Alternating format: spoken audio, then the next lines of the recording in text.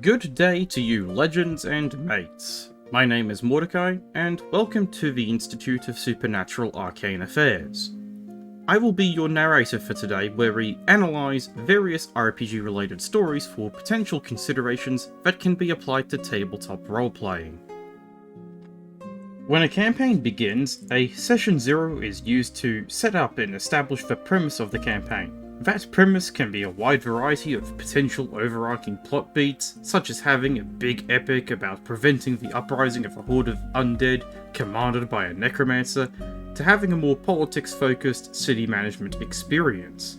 And the premise can also establish what races and classes the players will be focusing on to provide a more streamlined experience at the table. This also allows for the weary table to catch potential problems before they can arise from various sources.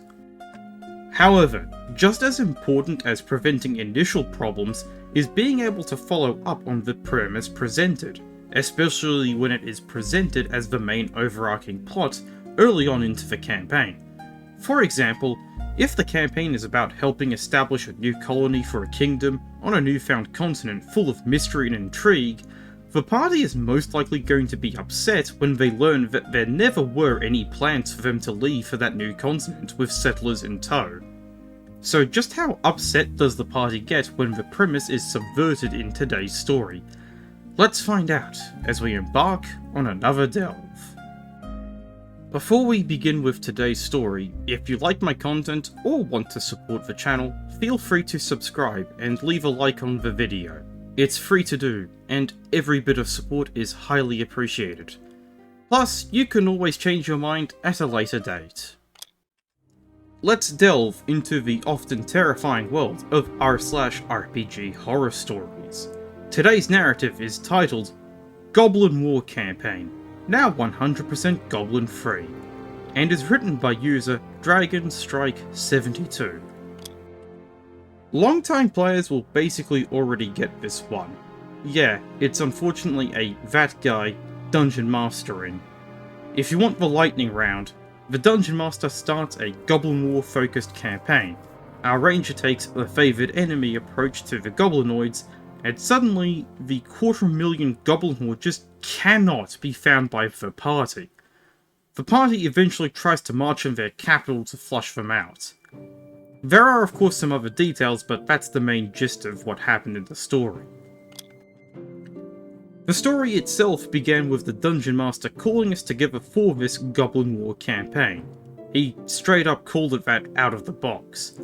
This was back during the days of 3.5e, and we had a Session 0, which wasn't called that at the time, but we still used them. He wanted everyone to be tied into the goblins in some manner, to give us some more investment as players.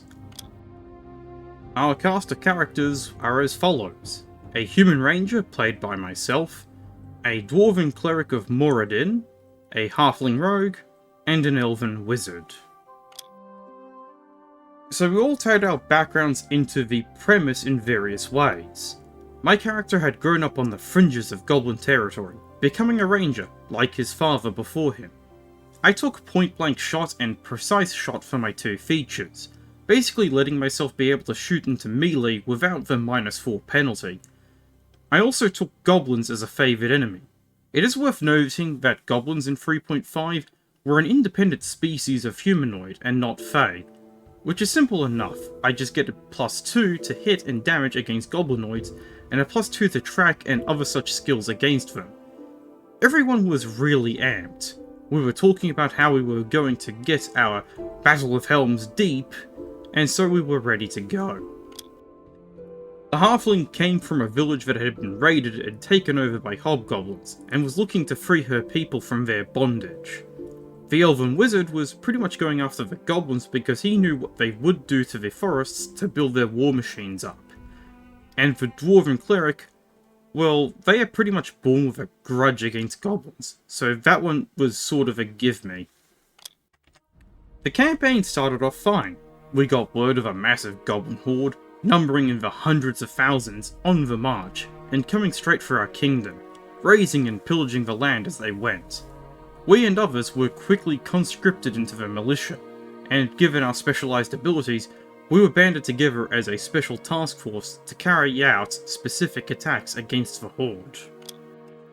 Our first mission was to go after the vanguards, who would be coming ahead of the main Horde. This amounted to bandit activities, but with goblins instead of humans. We went out, and it was going quite well.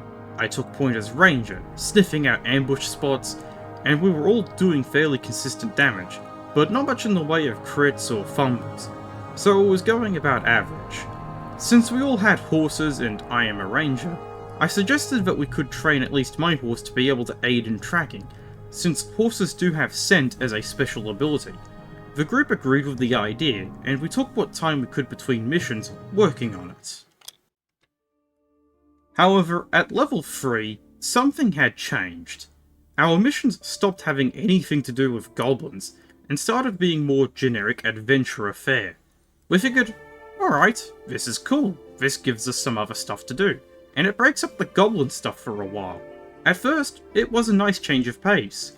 We got away from the same old bad guys, but it started to drag on, to the point where a couple of seasons went by in-game, with nothing but the side content. I finally decided that we as a party should probably get back to the war front, which we were still getting word of going on, and we set out. We were level 6 by this point, and I had my animal companion, a wolf we had gotten studded leather armor for, and a saddle, so that the halfling could ride. She was psyched about the trip attack / stab combo. So I rolled a tracking check to figure out what direction the horde was from us as we rode, getting a natural 20, resulting in a total of 34, and was informed that there was absolutely no trace of them. I thought the Dungeon Master was doing a deadpan thing, but no, he was adamant. We could not find them. So, checking our notes, we went by one of the towns we knew had been recently sacked, and tried again.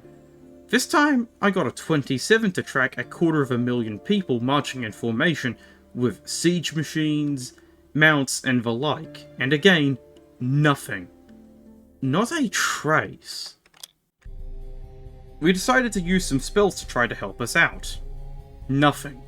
We checked for traces of magic that might be hiding the army's movement. Again, nothing. Across 3 full sessions, we were pulling out every trick we could think of for finding this horde, and just nothing.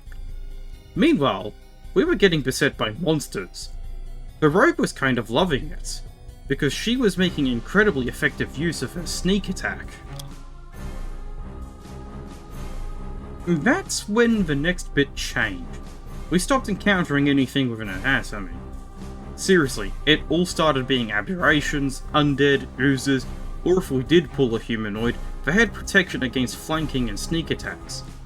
When I got my next favoured enemy, I decided to test a theory ahead and took undead as the favoured enemy. Surprise, surprise, the undead problem suddenly evaporated. Next, we perfected our strategies for fighting oozes, and again, suddenly, they had just gone from the world. This is where we finally stopped, and between sessions, as a party, we came to a unanimous decision. Beginning of the next session, we pointed to the Goblin capital on the map and stated we were running to ransack it. This startled the Dungeon Master. But the horde is to the south of you! No. We checked south. Pretty thoroughly. So we figure there have to be goblins to fight in their capital, and we might just be able to draw the enemy back towards us to stop us from breaking their supply lines. Classic military strategy, really. We went around this conversation for several more minutes, detailing how this was our best shot, with the Dungeon Master steadily turning more and more purple. It was the cleric who called an end to it. Thing is, we wouldn't have to do this if you weren't making it impossible to find the main plot of your campaign. We didn't want to go there, but what's our option? I almost started to put it there, but I got the mum-eye from the rogue. The Dungeon Master finally fessed up.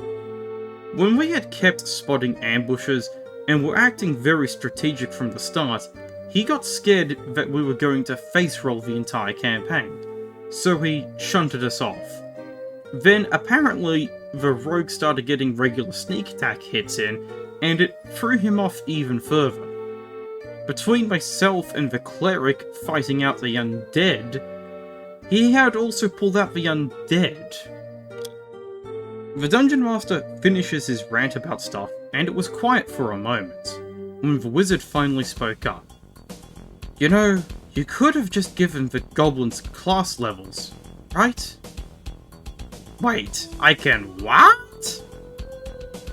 And that's where the post ends. In response to a comment asking what happened to the campaign after this, the poster had this to say in response. Truthfully, it kinda petered out. By that point, pretty much everyone was really annoyed, and it had sucked the fun out of the campaign. And that's where the story really ends. It is rather unfortunate that when faced with a party that was seemingly optimized to fight against the intended campaign premise, that instead of talking to the party about his concerns that they could completely flatten the intended tone, the Dungeon Master opted not to use goblins in any meaningful capacity after that point. When I said in the introduction that the premise allows for the weary table to catch potential problems, this is part of what I was referring to. It is unclear to me if the Dungeon Master wanted to run a campaign where the party could curb stomp the hostiles in a time of war, or if they intended to make the campaign a harsher, more informative look at the long-term consequences of a war scenario on a continent and its history. If I am being generous, the latter could have been destroyed thematically by having the sudden party of optimized characters rock up and obliterate that intended tone, which may have prompted the shifting gears, likely leading to a long-term campaign collapse. Of course, a potential proactive solution to this would be to communicate that this is the intended tone of the campaign in the long term to the party during Session 0. For a more reactive measure to keep to the premise, there are also other solutions that could keep in line with the premise of the goblins declaring war on the continent. Perhaps the players could uncover clues and plot hooks that not all is as it seems, with an unknown third party pulling the strings. They could find a defector who doesn't agree with the rest of the Goblin capital in its war campaign, with vital intelligence but being hounded by other interested parties that the players might come into conflict with if they want to resolve the situation. Worst case scenario is drawing on homebrew to give some of the goblins improved capability, such as some of them having player levels in the same vein that was suggested by the party. There are a lot of potential solutions that can be found and implemented by the creative Dungeon Master. An issue that the Dungeon Master did adhere to was creating situations in which the player character abilities were considerably less useful, with switching up encounters to entirely avoid giving players the chance to use their abilities to their full effect. On one hand, giving the players a challenge to think about and overcome can be satisfying on occasion, and on the other, migrating to that entirely and removing inches from the players surreptitiously is a bad idea. And one of the reasons why it is a bad idea is because of the potential blowout as a result of a party steadily getting more grumpy as they realize that the experience is more akin to having teeth pulled out. All in all, the considerations that I take away from this story are to communicate the premise of the campaign during the Session 0, to stick to the intended premise whilst being flexible in its application, and to communicate about the intended tone in active conjunction with the players. Thank you for watching the video. If you enjoyed my content and would like to see more, feel free to subscribe and give the video a like. It's free to do, and every bit of support is highly appreciated. Plus, you can always change your mind at a later date. And with that, I shall see you all next time.